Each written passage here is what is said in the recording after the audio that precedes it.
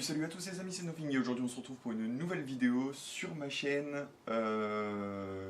Aujourd'hui ça va simplement être une émission que je vais lancer en fait mais qui sera mensuelle. À savoir en fait cette émission va me servir pour faire un point chaque mois sur l'avancée de la chaîne, sur ce qui se passe sur la chaîne.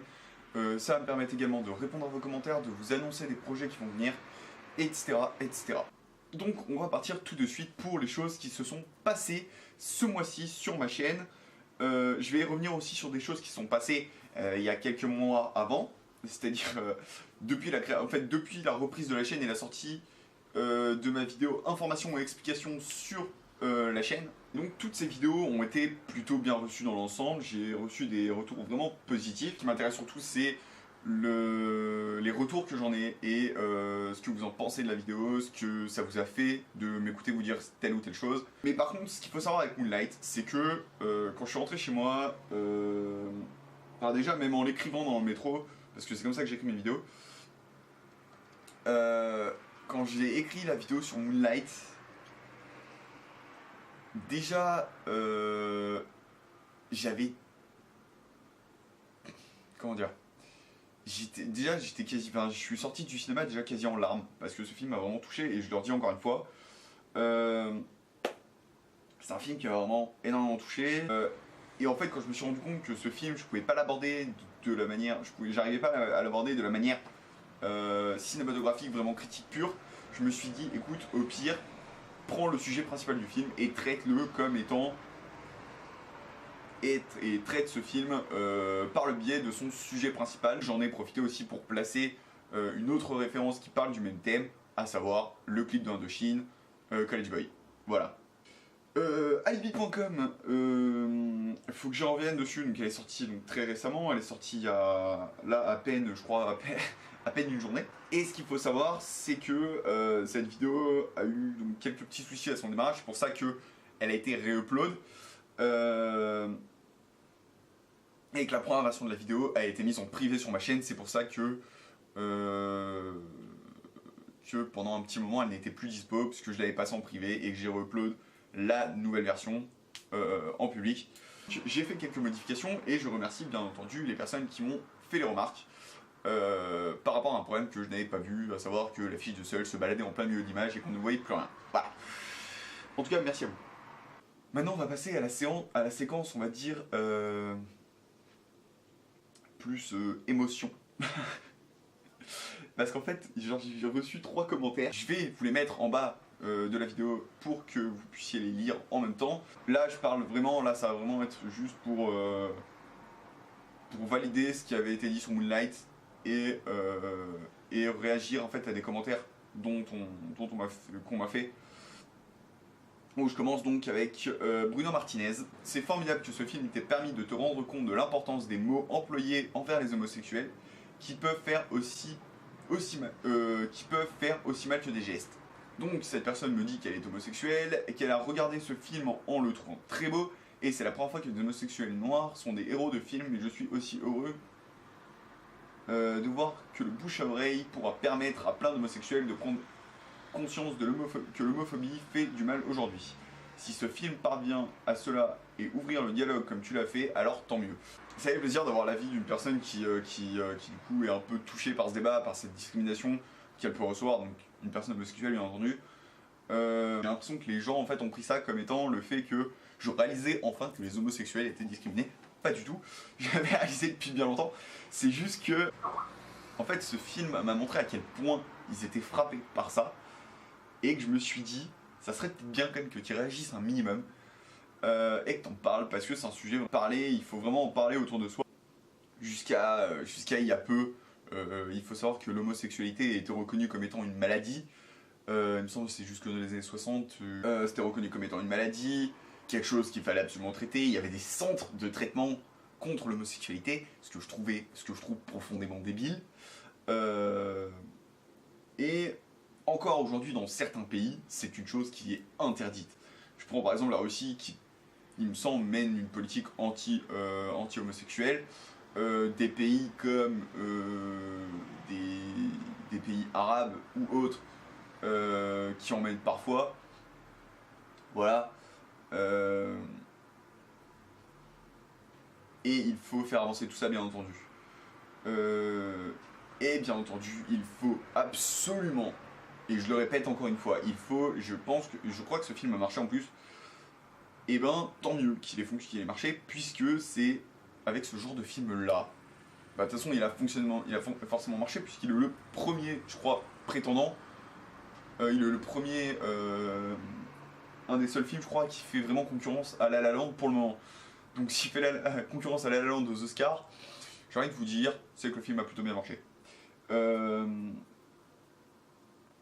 Mais oui, ce film a ouvert un dialogue, a ouvert quelque chose, et malheureusement, comme j'ai eu dans un commentaire juste après, que je vais vous lire, donc qui est de... Alors si je dis pas de bêtises, ça doit être celui-là, et je l'ai viré comme un espèce d'abruti. Bref, une autre personne qui s'appelle Teddy Charles, qui m'avait parlé, en fait, certains acteurs qui avaient tout simplement avoué leur homosexualité, et qui parfois ont été mal jugés.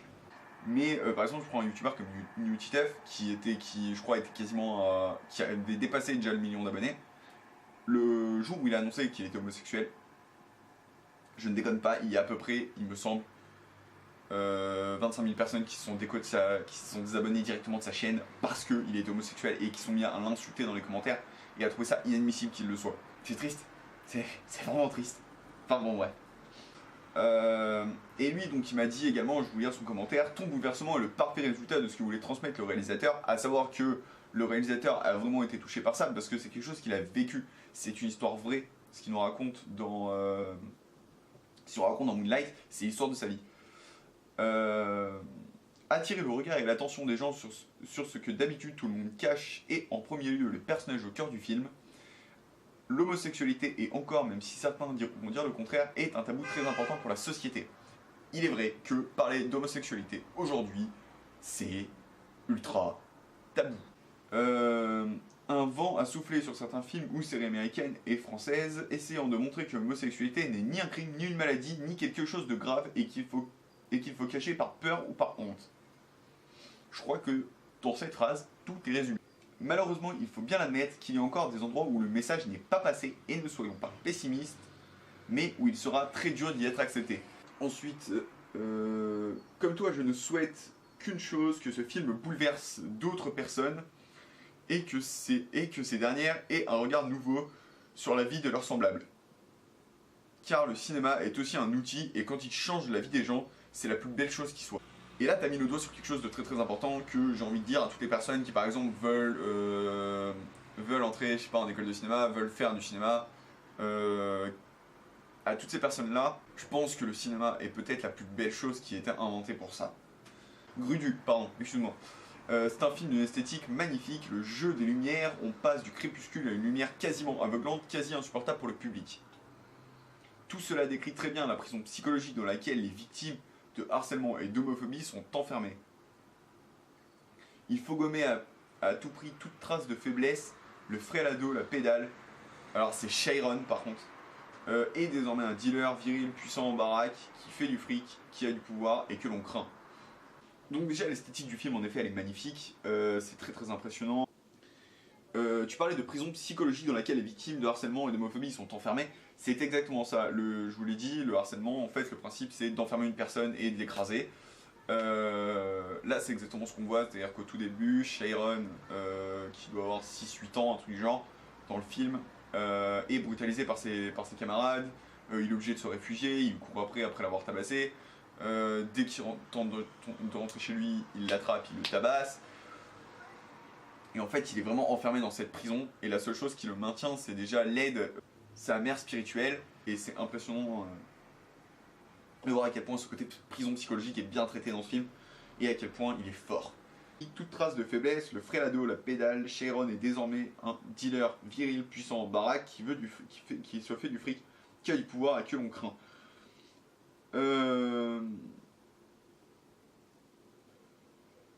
Là, je suis pas vraiment d'accord avec toi. Parce qu'en fait, ce côté très puissant, viril, baraqué de l'homme que l'on craint, en fait, il est en sortant de prison. C'est pas lui, en fait, exactement, c'est une carapace qui s'est créée.